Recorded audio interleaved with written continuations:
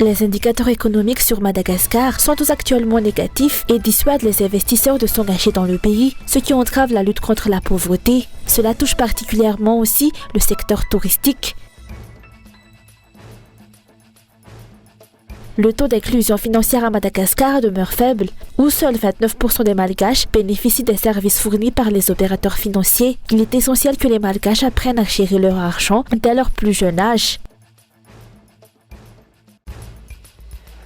Dans l'actualité internationale, en Argentine, cela fait 100 jours que le président ultralibéral Javier Milei est au pouvoir. Des accrochages répétés entre police et manifestants ont marqué lundi une journée de manifestation pour l'urgence alimentaire et contre l'austérité. Au moins 3 personnes ont été blessées, selon un bilan initial de médias argentins non confirmé de sources officielles, lors de face-à-face tendus et de heurts sporadiques dans la matinée avec les forces de l'ordre en divers points d'accès à Buenos Aires.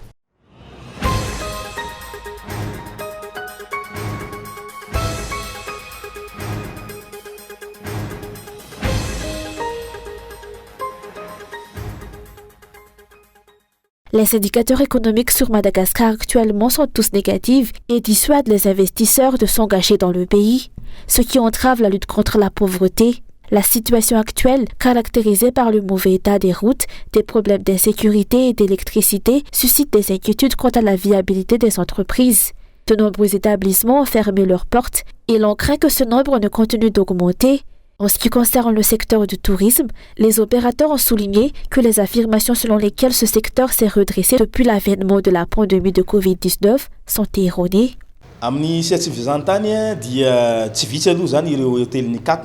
De nombreux hôtels et restaurants ont fermé leurs portes, en particulier dans la région de Sainte-Marie, en raison du manque de politique claire pour le développement du secteur du tourisme.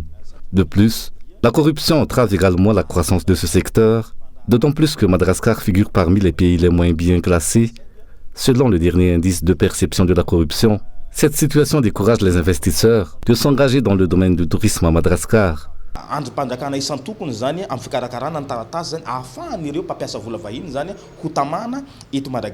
Il est logique que le nombre de touristes ait augmenté par rapport à l'époque de la pandémie de Covid-19. Cependant, cela ne constitue pas un indicateur suffisant pour affirmer que le secteur s'est véritablement redressé. Il est crucial que les responsables de chaque secteur ne se trompent pas en interprétant ces chiffres. La persistance du problème du chômage des jeunes jusqu'à aujourd'hui en est une preuve tangible.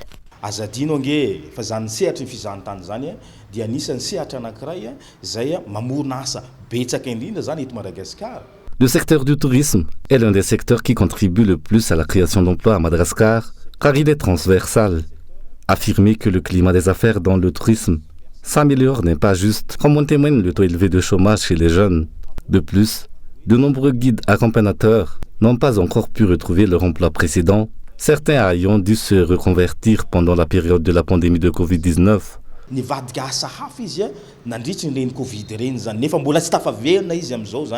L'un des motifs pour lesquels les touristes préfèrent les autres îles à Madagascar est le piètre état des routes dans le pays. Les visiteurs sont souvent contraints de perdre un temps précieux en voiture et le transport aérien ne répond pas aux normes établies. Cette situation se répercute non seulement sur les déplacements internes, mais aussi sur la réputation internationale de Madagascar, étant donné que le pays ne dispose que de 2 avions opérationnels.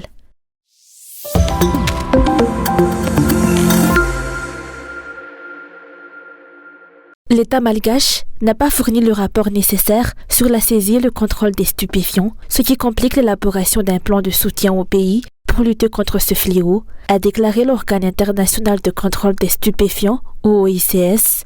Malgré les appels lancés aux autorités gouvernementales à ce sujet, aucune décision n'a encore été prise. En réponse à cette situation, l'OICS a mené une enquête en 2019 et a formulé des recommandations. Que nous avons partagé, c'est par continent. Donc, je vous ai présenté seulement les données de l'Afrique. En fait, ce qui se passe, c'est que chaque pays, suivant les conventions internationales, a l'obligation d'envoyer les données à l'OICS. Donc, c'est pourquoi nous incitons Madagascar pour nous envoyer des données. C'est pourquoi nous n'avons pas assez de données pour vous présenter, mais la situation est presque assez globale en fait. Je vous ai présenté seulement qu'en 2022, il avait eu des saisies, mais le donné n'était pas quantitatif. Donc, c'est l'occasion pour le gouvernement. L'OICS réitère que les données sont vraiment indispensables pour les collaborations et pour vous appuyer à l'application des conventions. L'OCIS a présenté aujourd'hui un rapport sur la situation actuelle de la lutte contre les stupéfiants dans chaque continent, ainsi que sur le respect des accords internationaux. Fondé en 1968, l'organe international de contrôle des stupéfiants a été créé pour superviser spécifiquement le respect par les pays des accords internationaux conclus avec l'ONU, qui se concentre sur le contrôle des stupéfiants.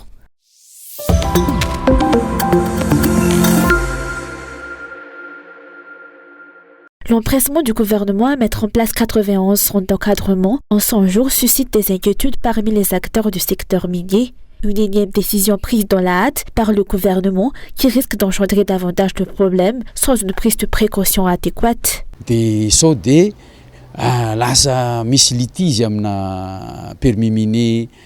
La mise en place de zones d'encadrement en seulement 100 jours pourrait potentiellement entraîner des litiges avec ceux qui ont déjà déposé des demandes de permis ordinaires. Le délai de réalisation est assez serré. Les exploitants miniers qui attendent depuis longtemps l'obtention de permis d'exploitation vont probablement se précipiter pour s'inscrire dans ces zones d'encadrement. Logiquement, cela pourrait conduire à l'implantation de ces zones dans des zones déjà opérationnelles. Et nous craignons que ces zones choisies ne soient incluses dans le permis minier d'un individu en cours de renouvellement de son permis.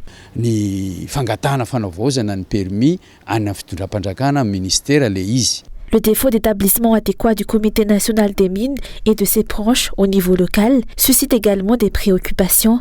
Ce système est chargé de fournir des conseils sur les projets miniers, surtout les aspects juridiques.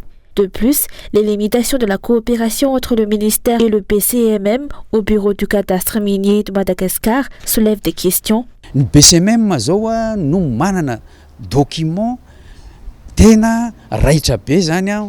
BCMM détient les documents nécessaires pour identifier les zones disponibles pour implanter ces zones d'encadrement.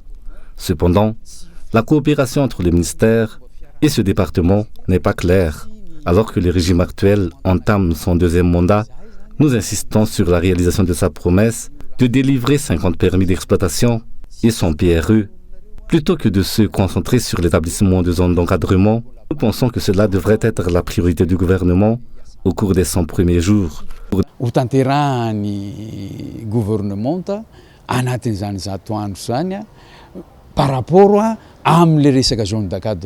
Selon le Conseil des ministres du 6 mars 2024, la réglementation de l'exploitation minière artisanale émerge comme une priorité urgente, notamment à travers la mise en place de zones d'encadrement. Si c'est là le défi que le gouvernement actuel se fixe pour démontrer son engagement durant ces 100 premiers jours, que peut-on dire de la lutte contre la contrebande d'or ? De nombreuses affaires semblent être restées en suspens à ce jour et il n'y a aucun signe évident de la stratégie gouvernementale en la matière.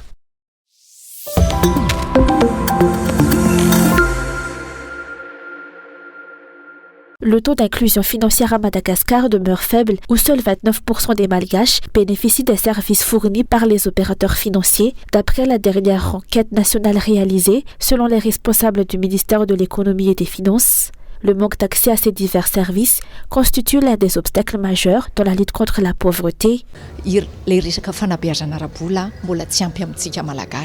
L'éducation financière des Malgaches demeure insuffisante.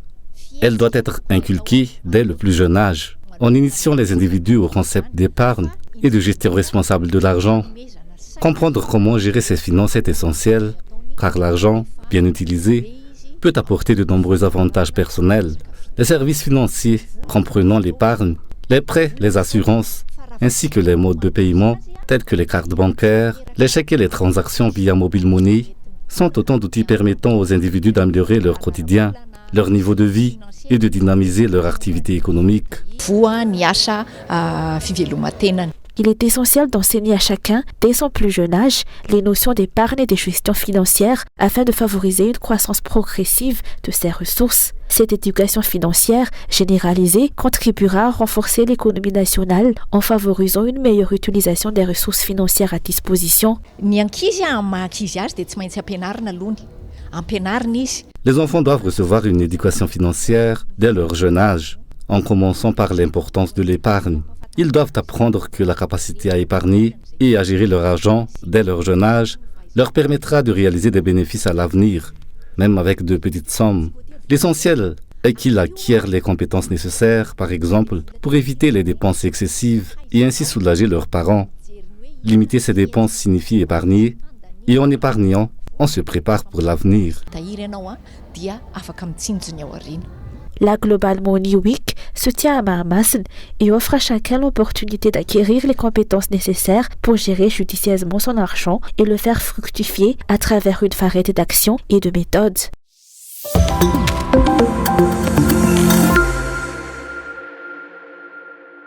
De nombreux acteurs du sécurisme réclament un renforcement de compétences pour faire face efficacement aux situations de catastrophe dans le pays, d'après la Croix-Rouge malagasy.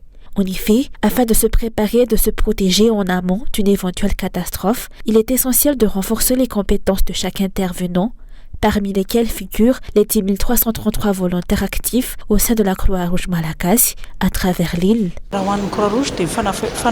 Le renforcement des compétences des volontaires est nécessaire pour la Croix-Rouge. Bien que nous disposions de 10 333 volontaires, peu d'entre eux possèdent les compétences techniques nécessaires en secourisme. Actuellement, notre population compte entre 26 000 et 29 millions d'habitants, certains vivant dans des régions éloignées. Il est donc indispensable de renforcer nos ressources techniques, humaines et bien entendu financières. Afin d'améliorer le processus de gestion des catastrophes, un atelier de partage sur la COP28 s'est tenu à Dubaï.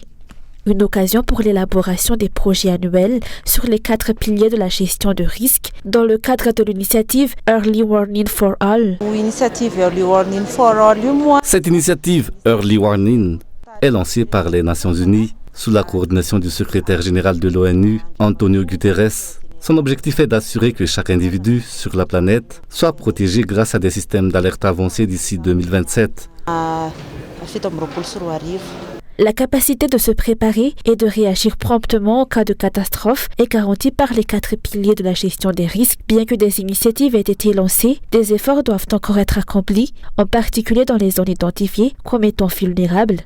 Rappelons que Madagascar a été l'un des premiers pays à présenter un projet national de préparation aux catastrophes lors de la récente COP28.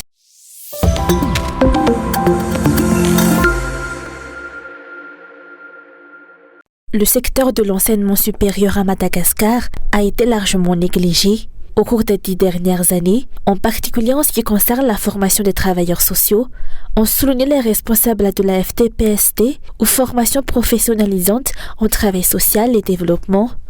Selon eux, la politique générale de l'État devrait accorder une attention accrue à l'amélioration de l'enseignement supérieur pour développer ce secteur. Et que la formation au travail social suscite un vif intérêt parmi de nombreux jeunes, le manque d'infrastructures et de soutien de la part du gouvernement reste un obstacle majeur.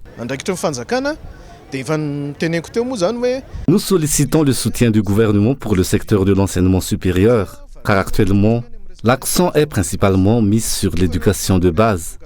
Or, une fois cette étape franchie, de nombreux enfants poursuivent leurs études dans l'enseignement supérieur, en particulier dans les universités publiques.